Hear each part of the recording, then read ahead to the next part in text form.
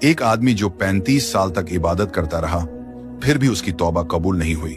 हजरत मूसा सफर पर जा रहे थे कि अचानक उनकी नजर एक आदमी पर पड़ी जो अकेला बैठा रो रहा था। उसी वक्त एक परिंदा आया जिसकी चोंच में अंगूर थे। परिंदे ने वह अंगूर उस आदमी के सामने रख दिए और उड़ गया। हजरत मूसा उसके पास गए और पूछा, तुम कौन हो और क्यों रो रहे हो? वह आदमी आह भरकर बोला, ए मूसा, मैं भी बहुत बड़ा गुनहगार हूँ। अपनी जिंदगी में बेशुमार बुरे काम किए हैं। मैं 35 साल से इबादत कर रहा हूँ और अपने गुनाहों की बख्शिश मांग रहा हूँ। आप अल्लाह से पूछें कि क्या मेरी तौबा कबूल हुई है। हजरत मूसा ने अल्लाह ताला से उस शख्स के बारे में पूछा।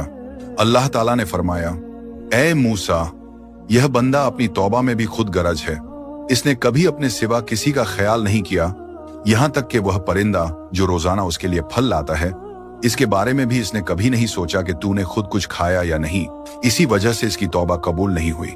जब हजरत मूसा ने यह पैगाम उस आदमी को सुनाया तो उसने कहा, ए मूसा, अल्लाह से यह भी पूछें कि जो 35 साल मैंने इबादत की है, इसका कोई सवाब मिलेगा।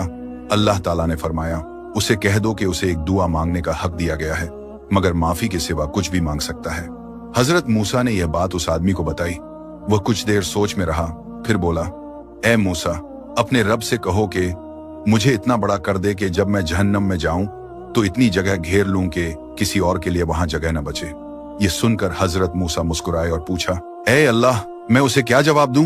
अल्लाह ताला ने फरमाया, ए मूसा, अब तक उसे मेरे एक परिंदे की भी परवाह नहीं थी, मगर आज उसने पहली बार अपने सिवा दूसरों के लिए सोचा है। जाके उसे कह दो कि मैंने उसके तमाम गुनाह बख्श दिए हैं।